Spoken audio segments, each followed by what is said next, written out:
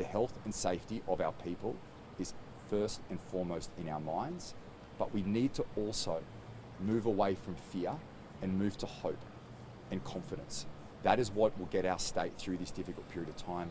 We've spoken about living alongside the virus. Now is our state's moment to do just that. But people are still afraid. I understand that.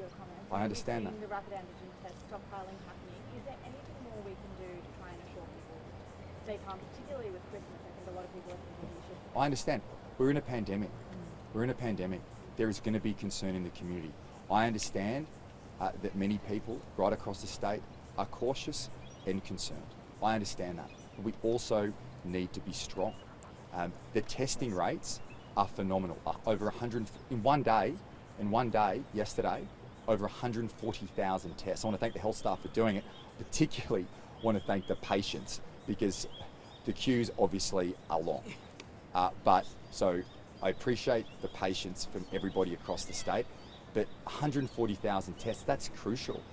And if people can test, follow the rules that are still in place. There's still a number of rules in place. The self-isolating rules if you're a close contact, if you have COVID. If you have COVID, obviously you need to isolate from between 10 and 14 days and work with New South Wales Health. These are the strategies.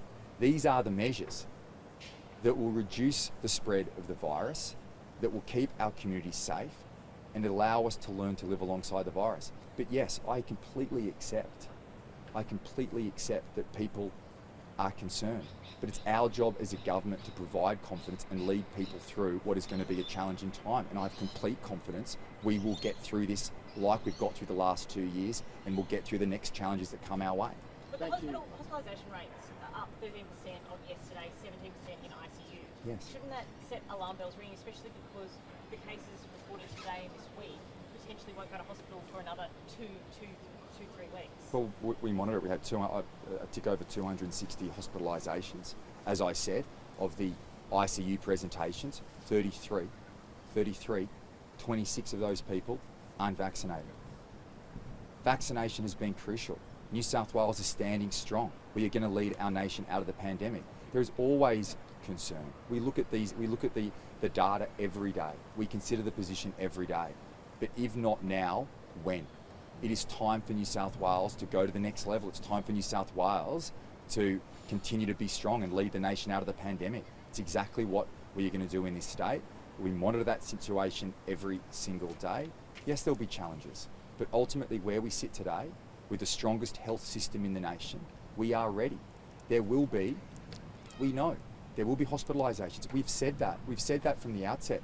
When we opened up, I said numerous times, when we opened up, as mobility increases, case numbers will increase. Case numbers will lead to hospitalisations. Hospitalisations will lead to ICU presentations. But we can't live in a world where there is not COVID.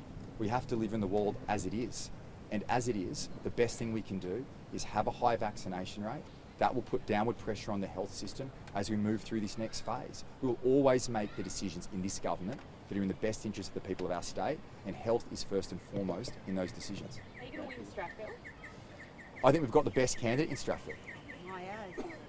I mean, to have someone like Bridget put her hand up to run in public life, the Liberal Party's blessed, but the people of Strathfield even more so. To have somebody of her values and virtues to put her hand up and run for public life, I think is an incredible testament to her, to have the most heartbreaking tragedy that no parent could ever imagine going through. But the way that she dealt with that, and particularly her forgiveness, that was so striking. I mean, every person across our state was incredibly moved by that tragedy. But I think we were moved even more by the family's response. And we can all learn from that. And they are values that I want in my team. And they are values that we want in Parliament. And I think the people of Strathfield will certainly see that and support Bridget as the candidate here.